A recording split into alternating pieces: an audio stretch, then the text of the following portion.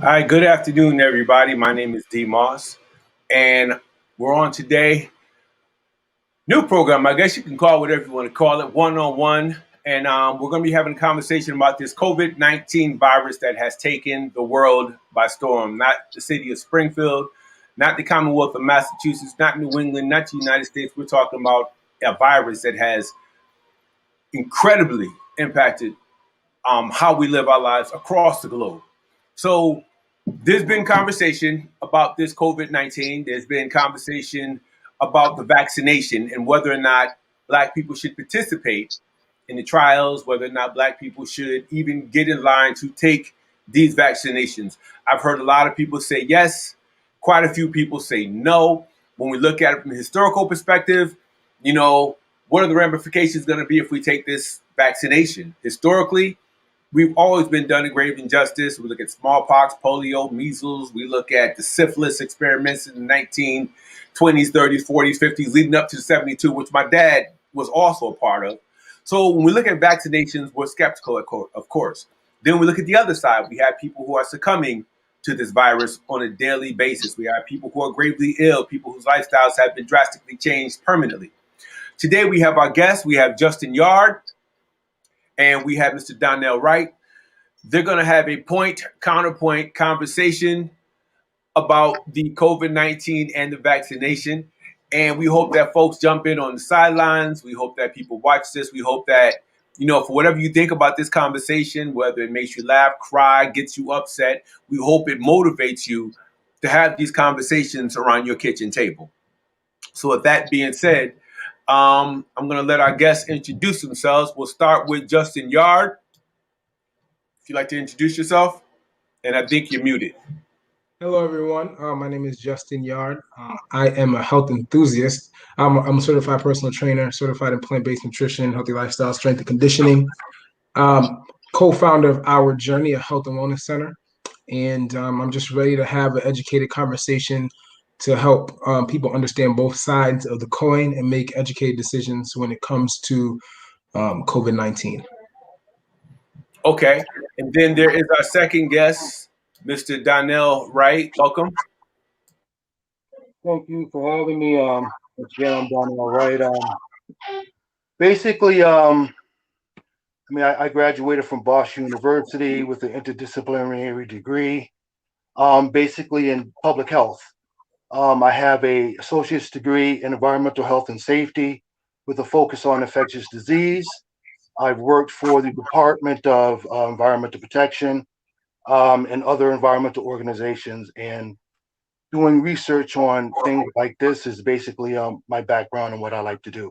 I also started the Intervision Empowerment Center, and basically what we do is we're going to be specializing in bringing information to the community that's going to allow the community to make better decisions to improve their lives.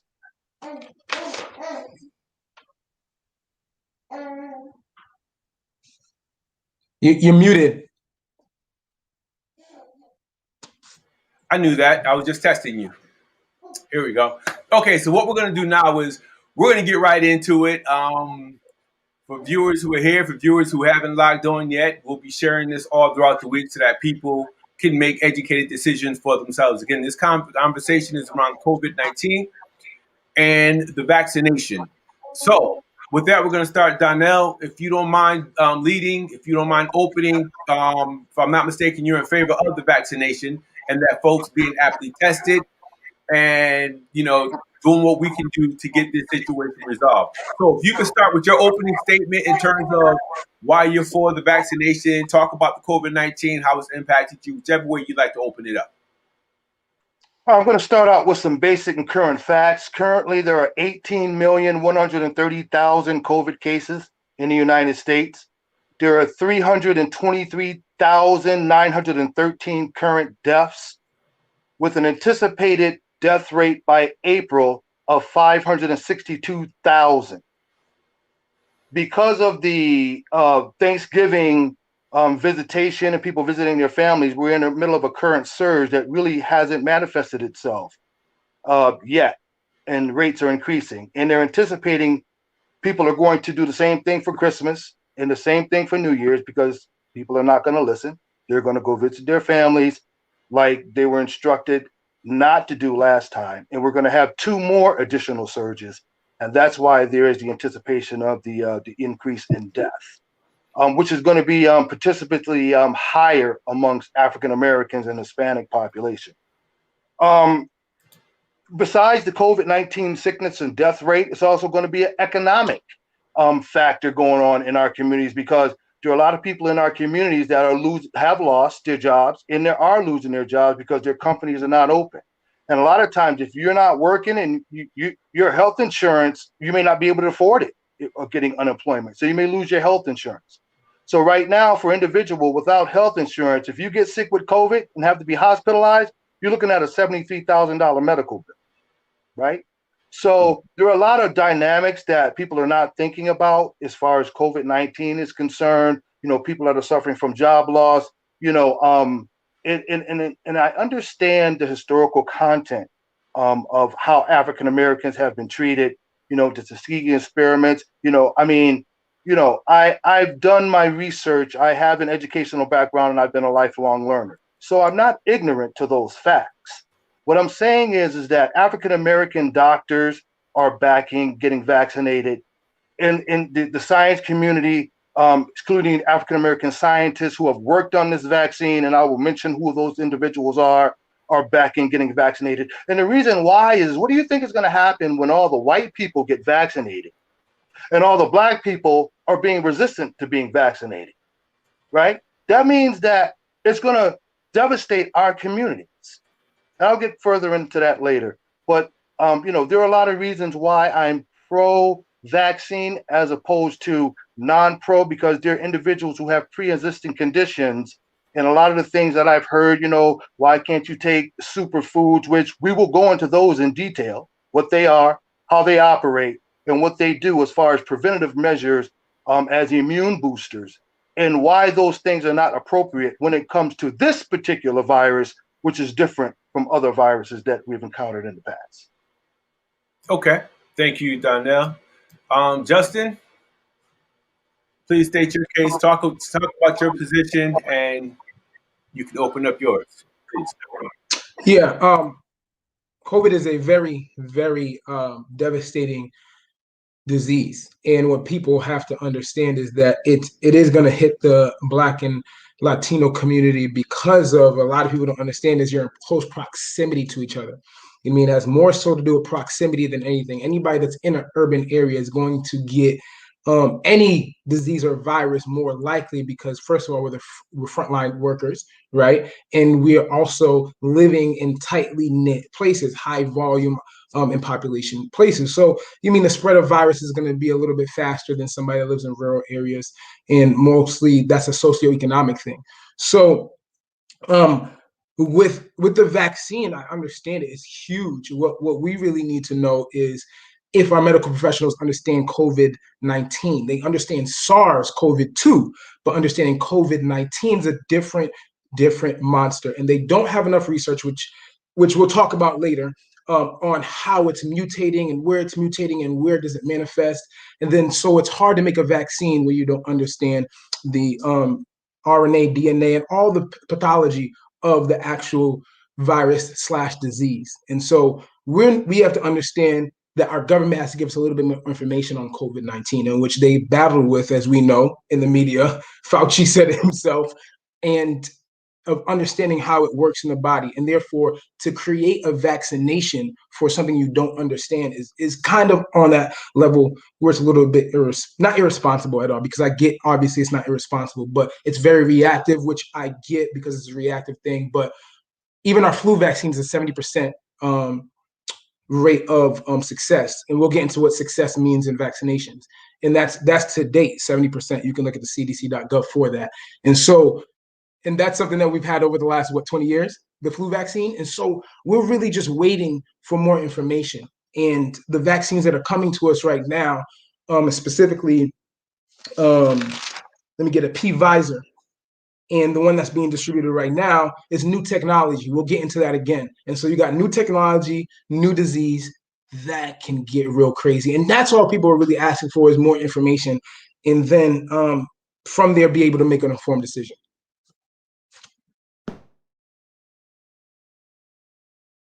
Second, I had to unmute. Okay. So both opening statements have been made. Again, I'm neutral. I'm trying to make up my mind like the rest of the world. So, Justin, would you say that you are pro vaccinations or anti at this point as it pertains to this particular vaccine, and I would why? say I would say I was anti. Like I said before, the research is very, very important. And P-Visor had about 44,000 in their test group, right? But this is over the last, I think, 7 months, right? You can get this all at cdc.gov. They printed out a 53-page the memo basically explaining the actual COVID-19 or actually SARS-CoV-2 vaccine, to be honest.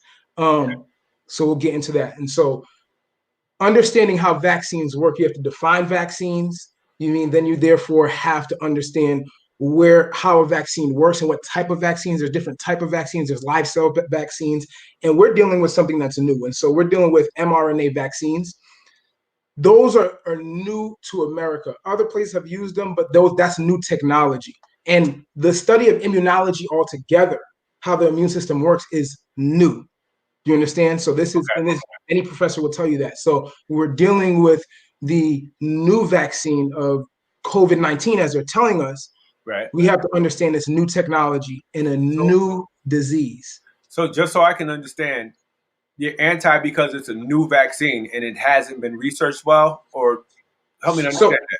So two things. It's a new disease, right? And a new vaccine technology.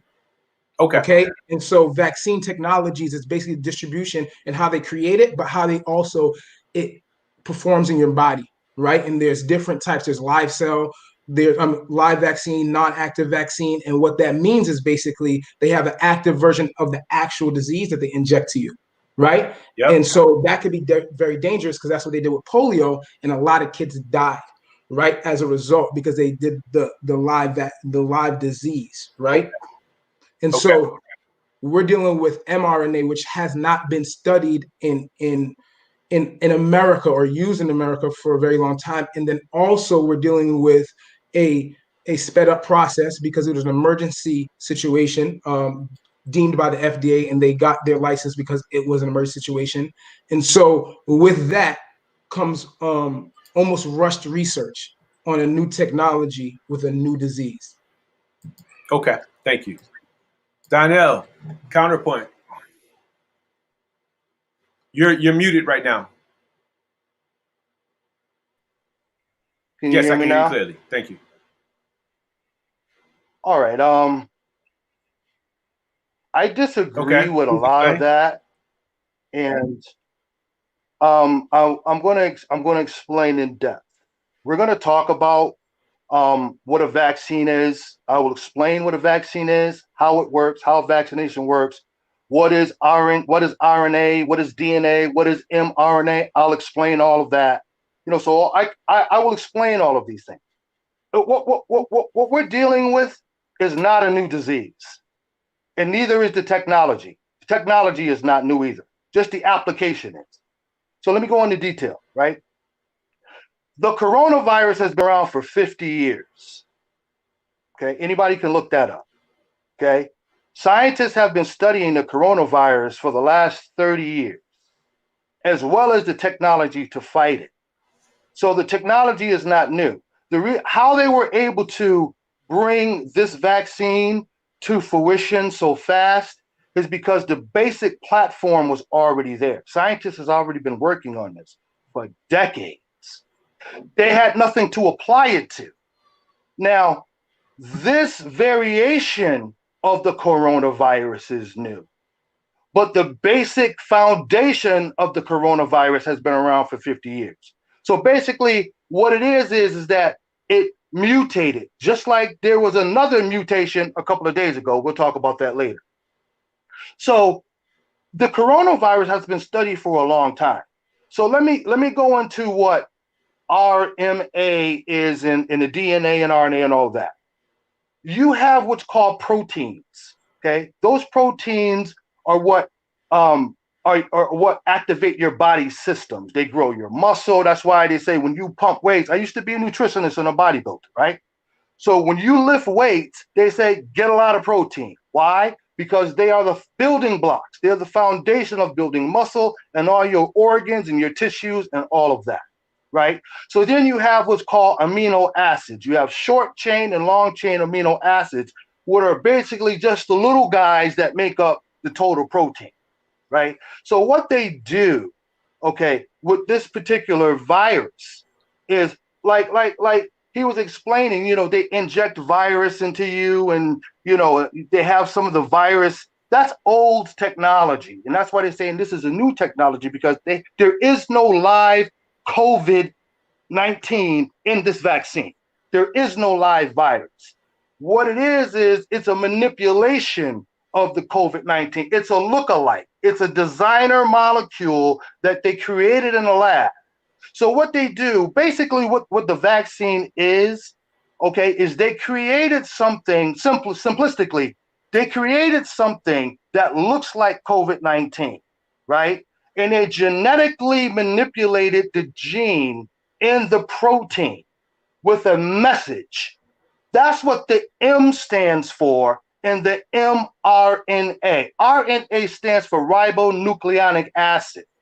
The M in front of it means that the scientists have been able to do gene manipulation.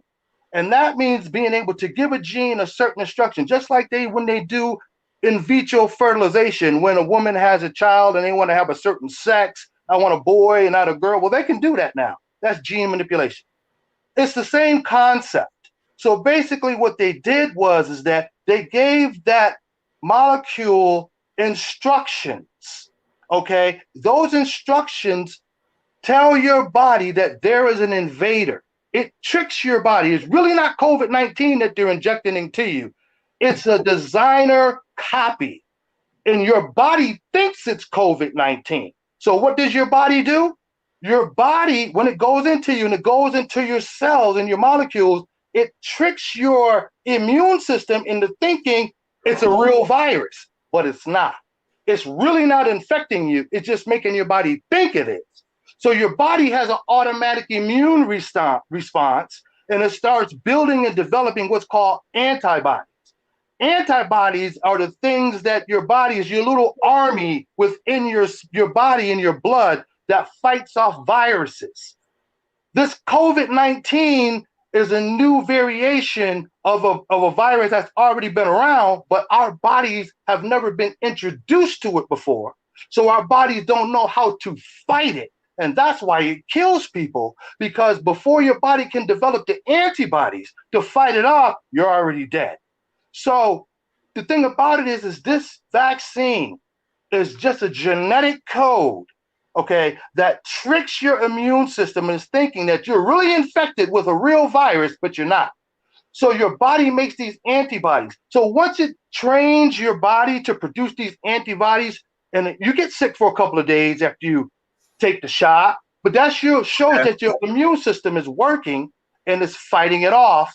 And then when you get the real exposure to somebody who's infectious, your body has now learned how to fight the virus and the disease off. That's how it works. Okay. Justin, 2 minutes to respond. Okay, so I agree, and that's exactly the technology now. So the technology, you'd have to give me another example of where they use mRNA in the last 30 years, and then the results thereafter, because you said it is a new technology according to the CDC.gov and also Pew. So you can go on there and they literally say it's a new technology. So if Pew is lying, you tell me. But I agree with you, my brother. That's exactly how DNA, RNA works. And when you deal with the situation of vaccinations you're dealing with now, you can get a vaccine and get the antibodies, but not and still be contagious. So that's what we also got to tell the community too. You can still hold the vaccine. You can get the vaccine, right? Get the antibodies, but it's not only good enough to get the antibodies, right? You have to get what's called memory cells. And the memory cells are really what's created after, right? And so you have your barrier immune system, your adaptive immune system, your innate and adaptive. Your adaptive immune system comes with those T helper cells, those B cells. You guys can research all this. And those are the things that are important to the vaccination. Those are the things that are important to the vaccination to help do two things. Make sure that you can identify the next COVID-19, which guess what? Like you said, it's going to mutate. That's another thing, right? So the mutation is going to be different. And so your body's not going to recognize it as fast as it should. And that can come with some complications as well. So you can get the vaccine, right? And still be contagious, right? And so we're trying to find out, because now it's not long enough of a period to research this. We have to find out if you're not, and this is according to their 53-page document that you can get on cdc.fda.gov, right? Not me saying anything from off my head, fda.gov. So you, right, have to be able to not only have the antibodies to recognize it, but you also have to not be a holder, or what they say, you can hold the vaccine and be contagious. So a contagion is a problem because you can be immune to it, but also be contagious. And so other people can now have that problem of contracting COVID-19. One more thing is and SARS virus is the actual pathogen, and then COVID. And again, those, you can know all your what's the word I'm looking for? You can know COVID, SARS virus, COVID-2, right? But not know COVID-19. Those are two different things. That's why they put the 1.9 there. And you'll explain that in depth, the difference between the 2 and the 1.9. But very simply put, it's two different diseases. It's just the base and the pathogen is the same, which is COVID, right? But 19 is different. And then now they have to make a new vaccine every single year. Okay. Because guess what? It's going to mutate. But okay. Thank you. Donnell, 3 minutes. You're muted. Oh, hold on. I think I got you muted. Hold on. Go ahead. No, I'm good. Yes, you're good. My research, I agree with some of the things that, that the brother's saying, but, my research shows different. And, I'm not going off the top of my head. Research is what I do. And my research comes from the CDC, blackdoctors.org, the National Institutes of Health, blackscientists.org. This is what I do. My organization is about helping people, and I can't help you. Donnell, you don't have to. No disclaimers needed. If that was the case. Oh no, I know you were saying cite my, where I'm getting my stuff from. I want people to know that I went to legitimate sites to get the stuff. I'm not just talking off my head. Gotcha. Okay. So basically, the research that I've done, shows that this virus has mutated a couple of days ago, and now they're shutting down Europe again, because it spreads 70% faster than the current virus. If you see how fast this one spreads. So imagine one that spreads 70% faster. Now they say that it isn't any more lethal, doesn't kill you any faster, it doesn't make you any sicker, it just spreads faster, which is just not a good thing. Now, my research, from what I've learned in my most recent research, like within the last 24 hours, is that this vaccine would protect you against both known strains, this one and the one that's coming, because it is coming, right? So my research shows that, and anybody can look that up, and I'm sure you'll hear about it anyway. And the reason why it would be effective is because even though this mutation it spreads 70% faster, it's still the basic platform of COVID. And when they designed this vaccine, they've done research that shows that it protects you against a certain spectrum of mutations, which means that it isn't going to be effective against just one. It's just like the flu vaccine. The flu vaccine protects you against more than one strain of flu, depending upon which one you get. So according to what they say, you should be protected against this new strain and mutation, and possibly future mutations as well. Okay. That's in 3 minutes. Justin? Well, the flu vaccine is 70% effective. So that's not saying too much. And that's been studied over the last 20 years. So when you talk about COVID-19, not SARS-CoV-2, two different things, and that's been only a year, not even a year yet. What do you think the ability for it to be effective is? When the flu, as you said, is 70%. And actually, you have to make a new vaccine every year. That's why you get vaccinated for the flu every single year. So it's a new vaccine because it's, guess what, a new mutation. So you have to make new cells and new protein for your body to be able to make the antibodies necessary. So with that being said, that it makes it null and void that argument of them being able to guess, which is a guess. You can go on CDC, what the goal of a vaccine is. The goal, all right? This is on the CDC, is to make your immune respond and hopefully be able to make the antibodies for that virus, all right? Future viruses are hard to predict. Any immunologist will tell you that. I have an immunology book right here. So when you're talking about that, you have to understand the flu is only 70%. What do you think COVID is going to be? 19, the effectiveness. Now, let's move a little bit further into understanding how foreign proteins work in your body. Your body doesn't only create antibodies for those mRNAs that get released in the transcription translation that happens as a result, right? Or transcription rather, right? It also is going to fight off any synthetic version of a protein the carrier molecule that carries the mRNA. So in order for a vaccine to get to its destination, it needs a vehicle to go into. And so they created basically something for it to get into the body without being destroyed, okay, by your immune system, right? And so a lot of the times your body fights that off, and that's why there's immediate response to vaccines, because your body fights off, guess what? The carrier of the vaccine. So the carrier of the vaccine is already seen as a pathogen to your body. You know, because it's a synthetic version of what already exists in your body.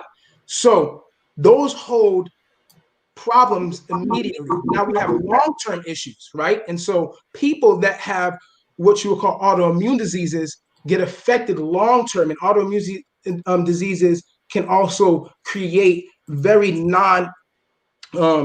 what they cannot see in the future. Basically, it creates responses that they can't see until 10 years later. To understand how the vaccines get delivered, your body's going to fight them off, right? And so now we have a situation where we don't know the long-term effects of this. We understand the short term, we don't understand the long-term effects. And that's stage 4 of any drug. Stage 4 is understanding the long term. And that happens when the drug's already released to the public. So you already have the public getting these vaccines, getting these drugs. And not until 10 years later do you see what you call stage 4 research, right? And that's the long-term effects. All right, get to the 3-minute mark. Thank you. All right, Donnell and Justin, I'm looking at the size. I'm looking at text messages that are coming in. People are asking, with all that being said, why do you trust or distrust the research? So, Justin, you're up, so I'll let you answer that question. Why do you either trust or distrust the research that's being disseminated to convince Black people to be vaccinated? I'm just using the researches that they've given to me by the vaccine company, and I'm just reading it. So it's telling you what it's going to do. And so I'm telling you that they're telling us that it might work. And then also, if you just look at any vaccine that's been out in the market for years, there's a short span of knowing what's going to happen. Right when you get the vaccine. So when you get the vaccine, they know what's going to happen, but 10 years from now, they don't know, right? And it's a very, very quick vaccine that's been delivered to us. So we don't have enough research on COVID-19 itself. So therefore, I'm asking the question. Do you trust? I mean, you're also sharing and disseminating some of the information you received from your research on the COVID vaccine. So given the research that's out there now on the COVID-19 vaccine, do you trust it or do you distrust it? Why? Okay, I distrust it because of the fact that the research is telling us that there's a 70% infectious success rate, and also that they're, first of all, using the vaccine for people that are 16 and up, right? And then also people with pre-existing diseases, they haven't really been able to test very concurrently and be able to come up with effective research as well. Okay. Mr. Wright, same question. Why do you either trust or distrust the research on the current vaccine? And I'm assuming you trust, so explain why. I trust it because I have a scientific background and I've done my research, and I understand how the virus um, occurred, and I understand how the vaccine was developed, and I understand who developed the vaccine and the reasons why. The United States didn't develop the vaccine. The vaccine was developed by individuals that were outside of the United States. And additionally, I have right here, you can go to blackdoctors.org and you can read about Dr. Kazima Corbett, who was the leading scientist on the Corona 19 virus. She's a sister. You can read her story. And when you do, you might have a change of thought. This is another sister right here who is the head of Black Doctors COVID-19 Consortium. And she fought with not getting the vaccine. And within the last 72 hours, she decided to get the vaccine. And she talks about how important it was for her to do so and why she did it. And it goes on and on and on. Black doctors, endorse COVID-19. So I've gone to various resources to where Black people who are in the medical field, Black scientists who have worked on the virus are saying, look, we're Black. We know what happened in the past.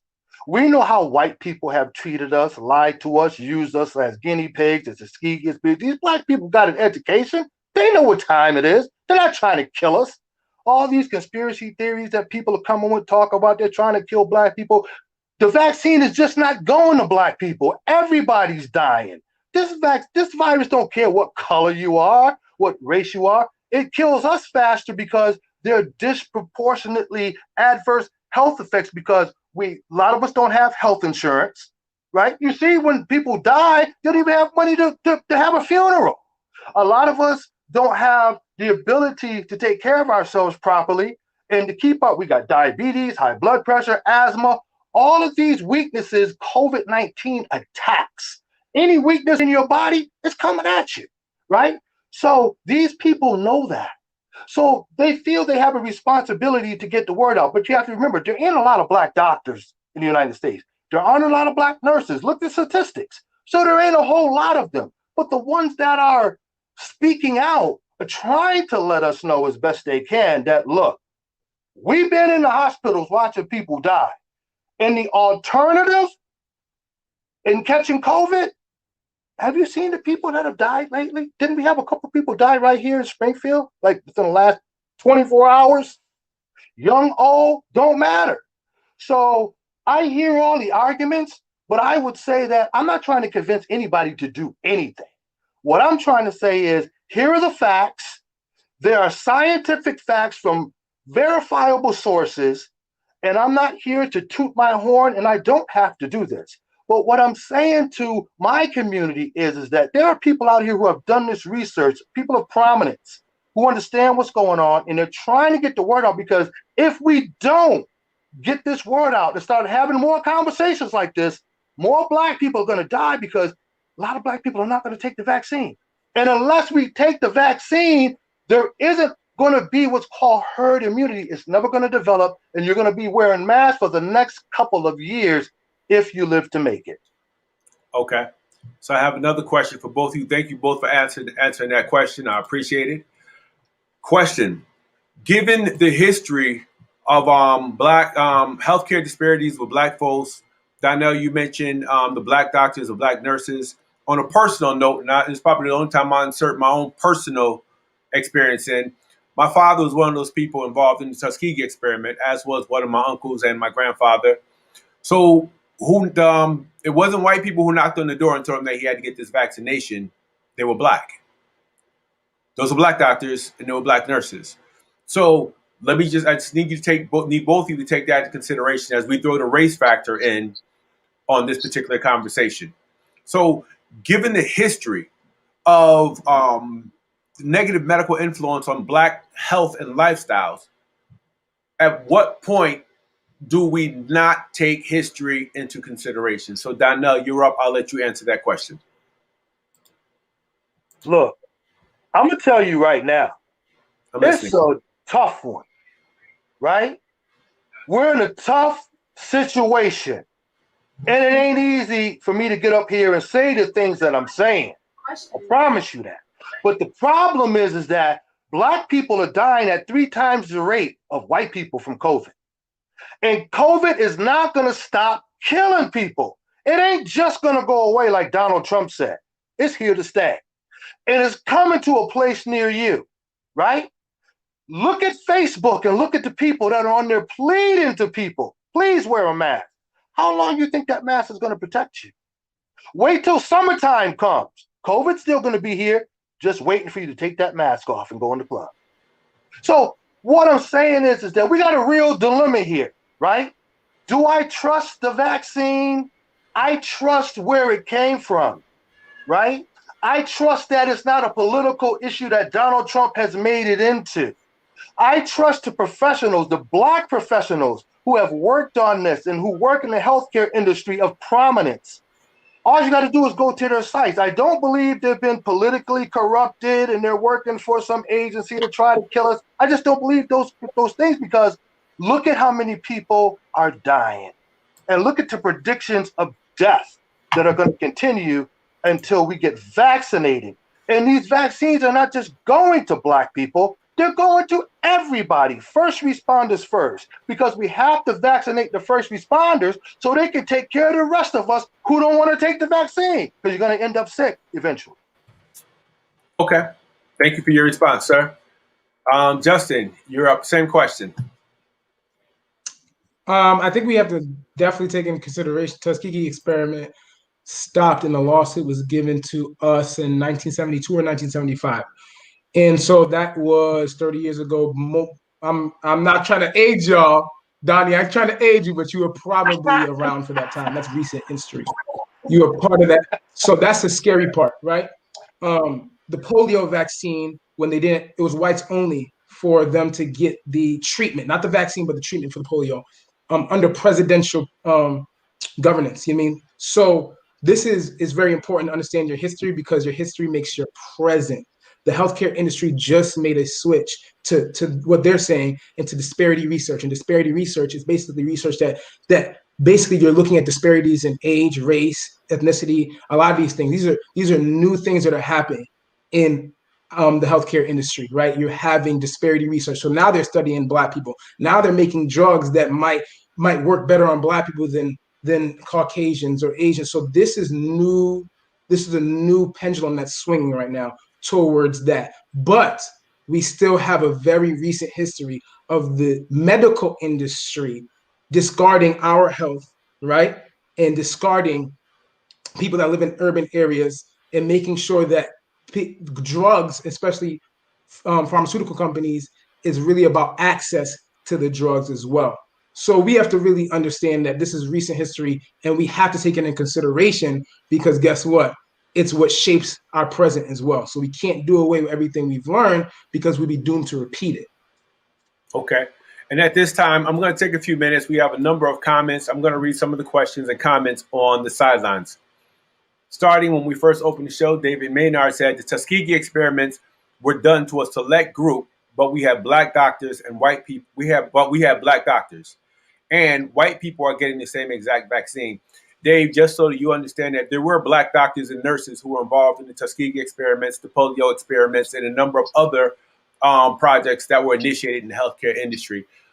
As Donnie and Justin are saying, it's important that we do our history, read our history, learn our history before we say certain things. There were black doctors and nurses involved. David says the Black death rate for COVID is twice that of their white counterparts. Robert Jones says it's based on structural racism and demographics. Black people aren't predisposed more than any other group to COVID. Jasmine Sade says, does that have to do with the fact that we are Black, or is it due to a lack of access to the same resources white people have? Robert Jones, I don't trust it, and you can't corroborate definitively that everyone is given the same vaccine. Dave Maynard, so is it then that we are indicating that your doctor or doctors are going to give a different vaccine depending on the patient, because the vaccine is given by the doctors in the hospitals that we go to? Where are we at? Okay, seems like the same people. Robert Jones, the medical apparatus has always exploited Black people. Are you implying just because a doctor states it's safe, that they're definitely telling the truth? David Maynard responds, but I think it's a little bit of both. There's structural racism, and due to that, we don't have the same access. Either way, the result is that we are dying of COVID more than anyone else. David Maynard goes on to say, Robert Jones, no, I'm indicating that you said I couldn't guarantee that everyone. Okay, that's a personal one. Let's see. Okay, person, let's get to some. Jasmine Sade says, we have more pre-existing conditions. So yes, it makes sense that we are dying at a higher rate. David Maynard, that's a personal response. Let's see. If you can kind of limit your responses to the conversations that Dave and Donnie Wright are having, that would be awesome. Danielle Smith, but there's different strains of COVID, like the flu, right? So we could still get sick even with the vaccine. Let me repeat that. But there's different strains of COVID, like the flu, correct? So we can still get sick even with the vaccine, right? So Donnie, when we come back, I'd like to see if you can respond to that question along with Justin. Robert Jones says, I got a few more to go, folks. Over a quarter of Black people in this country take public transportation. A lot of Black people work those frontline jobs, i.e. medical aides, nurses, retail, grocery stores, etc. And those jobs don't allow the option to work from home, and Black people tend to live in congregated areas, i.e. cities, metropolitans, not the suburbs where white people are spread out. Jasmine Sade says, shouldn't the focus be on strengthening our immune systems, then as a community? Where we at? Oh, in the schools, they're attempting to bypass parents by allowing 11-year-olds to get vaccinated without parental consent. Where are we at? I think I missed a couple of them. If I missed you, I apologize. I think definitely this has taught us that we need to do better with our health, but I don't think improving our health and taking the vaccine is mutually exclusive. We can do both at the same time. The focus should be on building up the immune system, and one of the fastest ways is diet. From micro perspective, take Springfield is full of fast food restaurants. Go to Long Meadow and find me a McDonald's, Popeye, on and on. Dining right with all those organizations are white controlled. History has shown you simply cannot take their word for it. Okay, some of those personal. Nope. And I think we're just about there. Oh, we have a question.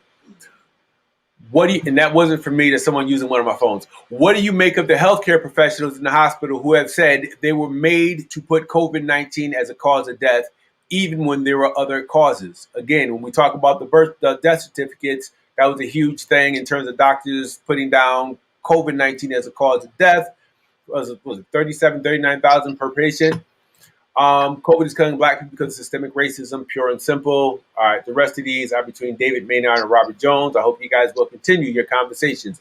All right, gentlemen, back to you. Based on what you heard, Justin, I know you were going to respond to one. You had your hand up, so I'm going to let you respond to it, and I got to remember the other ones. Yeah, we just really have to stick to the facts. And so when the CDC.gov says that vaccines are made to hopefully, right, eradicate the disease, right?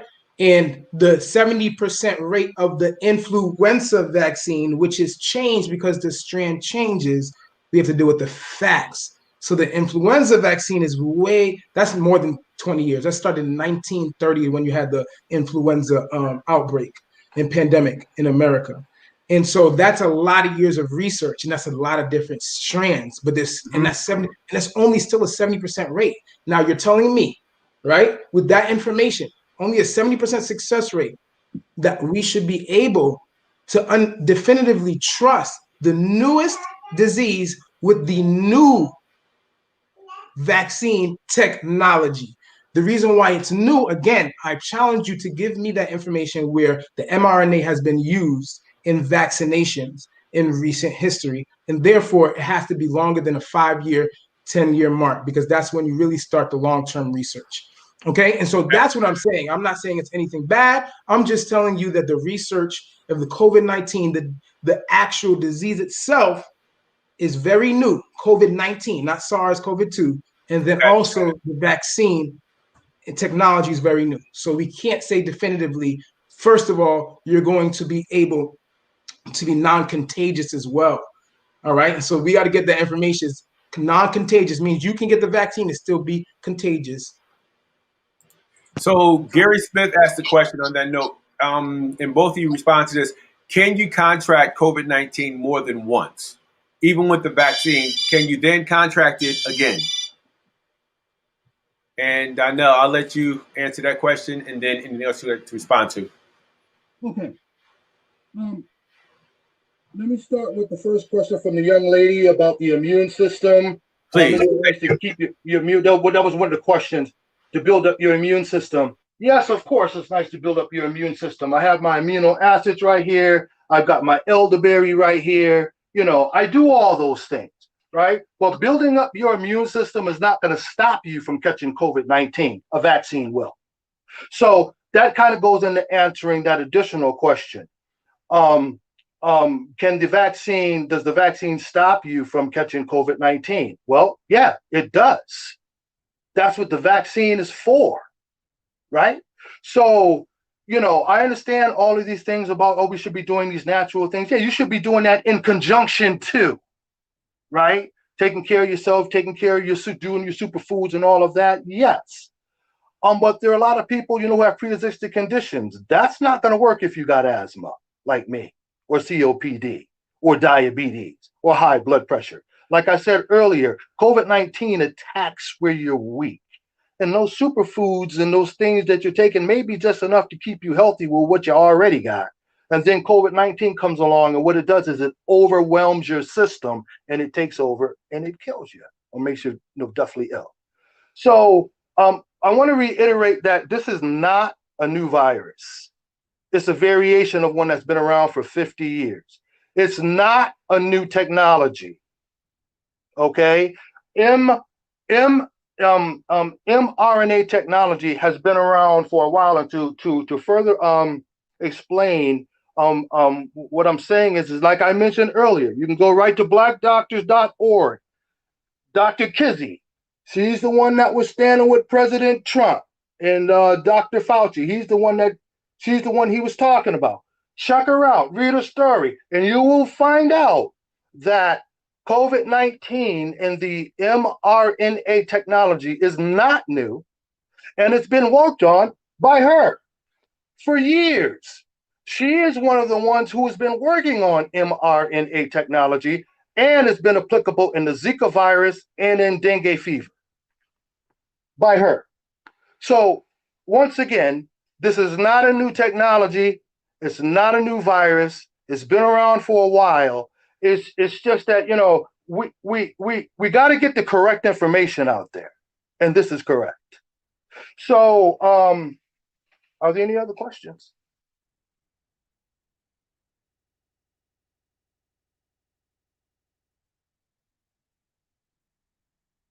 You're muted. You're muted.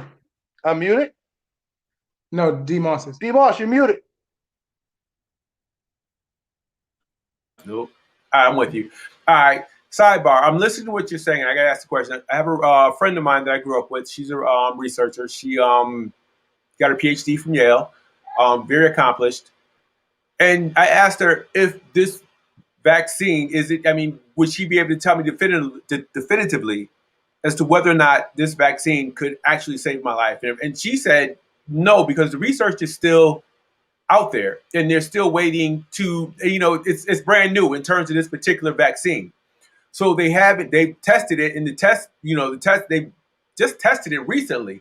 So they haven't really quite, congregated the results yet, aggregated the results yet.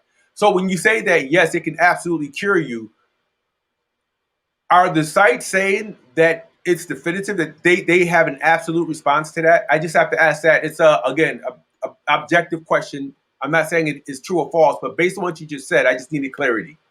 Okay, and I'm glad you need clarity, and let me provide it for you. Thank you. According to the individuals that developed this vaccine, if it wasn't the case, the FDA would have never approved it and never would have passed the trials, right? So people have been this vaccine has been, people have already been in the vaccine trials, which you can also go to the CDC website, and you can see the process that they went through. I have them right here. You can see the process that they went through in the trials, because they had volunteers to work on this particular vaccine. Oh, here we go. They had the research and development stage here. You can go right to Vaccine Development 101 on the FDA website. And it shows you the whole progression of the development stages of this vaccine, how many people they used in the trials, how long these trials went on. And see, and I understand respectfully the individual who, provided you with her answer. And, I beg to differ. And I beg to differ based on the research that I've done that basically says that this vaccine has been tried. And before that, they had animal trials in rabbits. And I don't forgot what other animals that they used. Rats. But see, like I said earlier, this is not a new technology. And I can prove that. I can give you the exact website where to go. And it's basically what it is. It's a very mRNA. All they did was create a new gene and gave it an instruction, to fight this particular virus. Let me interrupt you both. Let me interrupt you real quick. I think people aren't as concerned as whether or not it's a new virus or not, whether it's a new machine or not. I think people are trying to decide whether or not they want to take this vaccination. They want to know, will it cause any mutations? They want to know, will it absolutely resolve the COVID issue? They want to know, will they continue to be contagious? Those are the real issues at hand. And I think I have 2 little babies, and I have to make a decision as to whether or not I'm going to get them vaccinated. I have to decide whether. So no one has the luxury of being excluded from this question. And when I come to my conclusion, it's not based on whether it's a new virus. We know that it's not. We know it's it comes from the COVID, SARS. I'm not into all this, so I'm like everybody who's watching. We know that, if you can just explain the coronavirus treatment acceleration program that FDA talks about, how they accelerated the process so that the test results, I'm reading it, I'm on the site right now, but all the test results aren't in. So I've been on it every day looking to see if the test results have come back. That first nurse, that black nurse that they use as the model, I want to know, how she's doing now. Did she go back to work? Did she work in a COVID unit? Has she been impacted? Does she still wear a mask?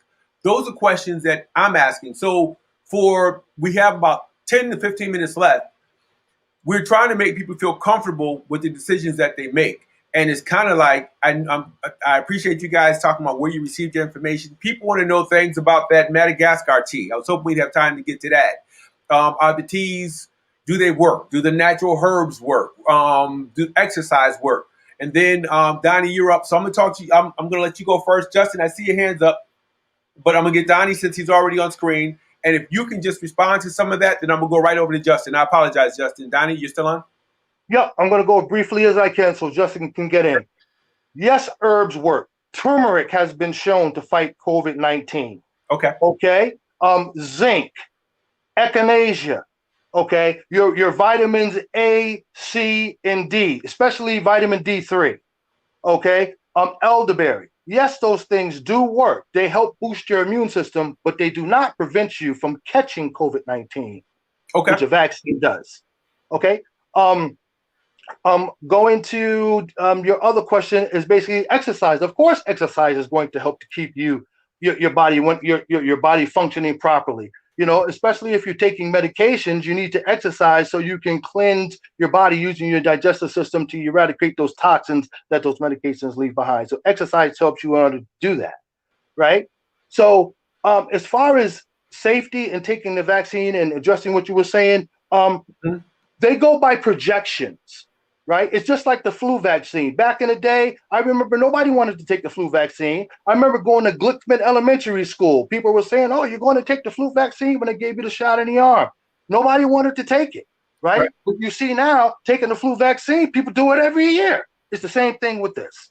And this vaccine is based upon the same platform that they developed the flu upon, but because it's a different strain, they had to develop a different type of fighter to fight this strain because our body has never experienced anything like this vaccine, this virus, because it's new, to our body, the way it has mutated. So as far as safety is concerned, we're not going to know that until later on, but their projections are that the virus is safe and effective 95%, not 70%, based upon the effectiveness that they've done in the trials of people. Right. to get that through the accelerator program, their projections have to show that. It doesn't necessarily, it hasn't been proven yet. It's projection. Justin, you're up. I wanted to go because we don't have time. So 7% of those tests, less than 10% of those tests are African Americans. Okay, so less than 10%. So to be able to get the information you want to give to the people, D, they're gonna have to come up with a lot more. So you are the last stage of testing.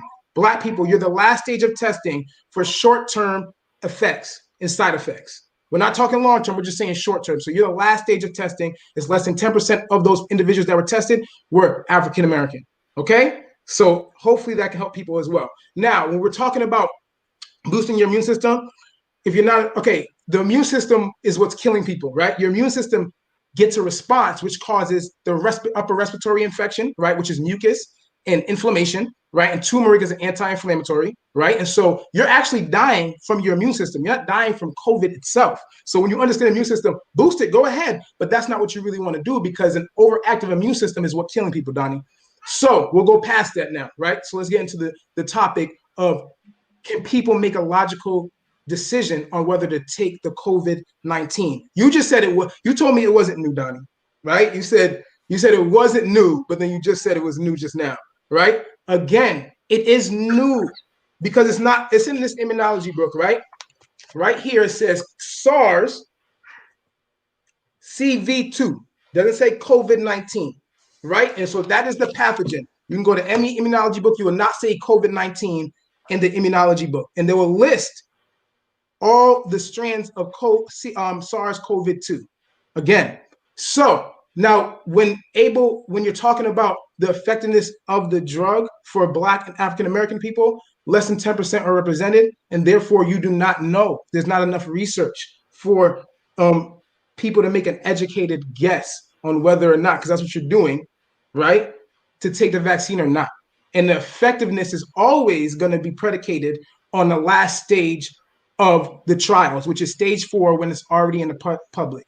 D, tell me, I don't know if you want me to expound more on any other thing, but I feel like that should help people link, all right, this has not been tested enough on my people, the people that they're saying it's killing, right? So why would I take something that's not been tested enough in the field for African Americans, right? So I hope that that's enough for people to understand that it's very hard to make that decision on whether or not you're going to take COVID-19 vaccine. Okay, thank you, gentlemen. A couple more notes from the sidelines, and then Robert Jones, Andrew Keaton says Robert Jones correct. She was only a lead with 2 others. The only reason Kizzy is being mentioned is to put a black face behind the vaccine so we can flock to it and think it is safe to take. David Maynard says people live every day from a host of FDA-approved drugs. Insulin is approved by the FDA. We really going to say we don't trust it? Derek Nelly says, if all the vaccines are so safe, why has Congress given these pharmaceutical companies immunity to being sued if it causes a death or any other disease or side effects? This is a major concern or issue.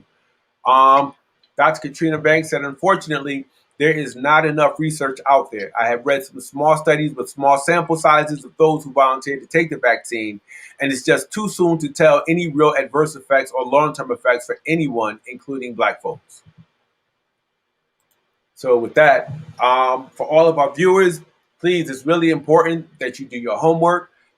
We've all lost people to this COVID-19 virus. We all have people who are suffering from COVID-19. So no one owns the emotional platform for this. We are all at risk. We all have family members and loved ones at stake. Someone told me earlier they felt uncomfortable with us addressing it unless we brought somebody on board who was affected by it. I don't believe that's completely true. I think over the last year or so, we've all been adversely affected by the COVID-19. We've all had to modify our lifestyles. This particular conversation would have been held at AIC with all of our dinner and dialogues. It would have been a public forum, public discussion, just like all the forums that I've hosted over the last 10 to 15 years, addressing issues and concerns that are of key importance to the Black community. So when we talk about the effects, the mere fact that we are having this conversation virtually is an effect. The mere fact that we have to put face masks on our babies before they walk into the store, as they're getting into cars, we've all been affected. We've had family members that we've lost. I have a nephew right now who's recovering. His girlfriend still has it. So we're all impacted, and no one has the right to tell us what we need to do or need not do. All folks can tell us is, I'm getting a vaccination because of A, B, C, and D. I am not getting a vaccination because of A, B, C, and D. There's no one has the authorization to police us and police our behaviors around this vaccination and this COVID-19. If you feel unsafe about people, if you feel they're not getting vaccinations and it's putting you at risk, well, you stay away from them. But again, I don't think there are any guardians of this particular issue. So with that being said, gentlemen, I want to thank you both for coming on, volunteering your time. I know there's much more information that you guys were looking to disseminate. If you guys like, we can bring this on to a part 2. We can come back and we can address it again. Other issues and concerns may come up. People have heard what you're saying. I'm looking at some of the questions that people are asking, some of the text messages I got in. So you guys are stimulating thought, and I think that's what's critically important. So with that being said, I know I've said with that being said 3 times. Justin, I'll start with you.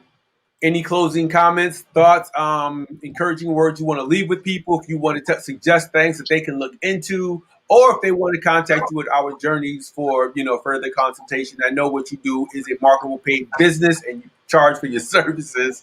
So share that information, sir.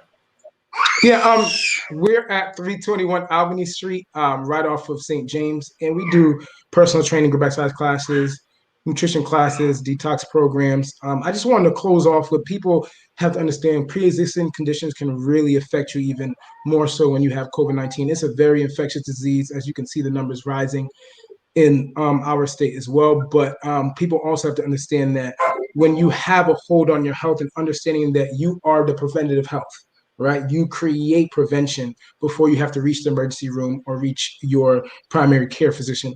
And so the closing thought is I didn't get to answer the questions about herbs. Herbs are very, very important. They create phytonutrients, micronutrients, micro minerals that help the metabolic process of your immune system to get places faster, but also your antioxidant system. People research this stuff, antioxidant system as well, learn about that. I just wanted to make sure people understand that I'm not saying don't wear a mask. I'm not a medical professional. This is just research I'm doing because I love to be educated on the topic, and people just have to be educated on the topics. And that's what I'm telling you guys from the beginning.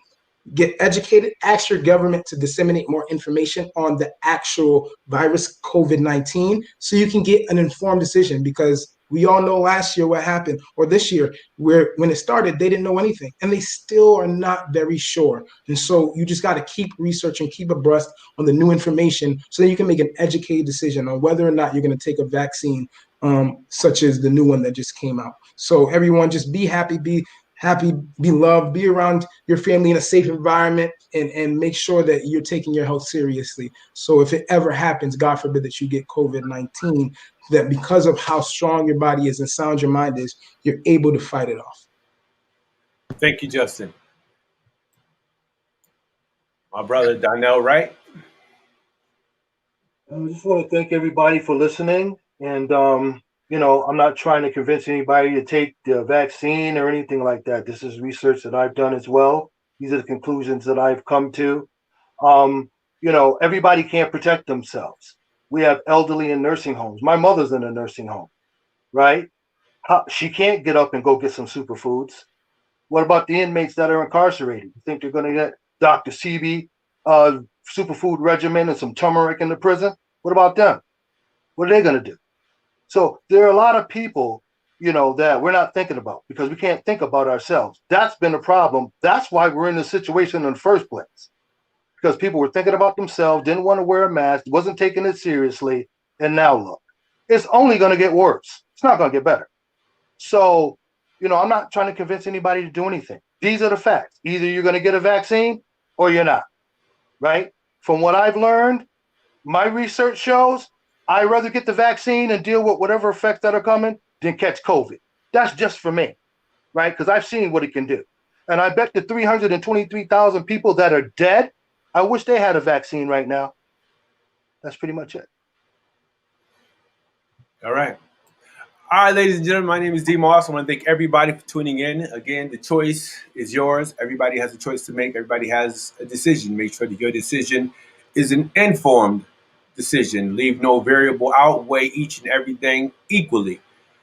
With that being said, much love, much peace, much respect. My name is D Moss, and again, thank you for joining us. We're out of here. Thank you.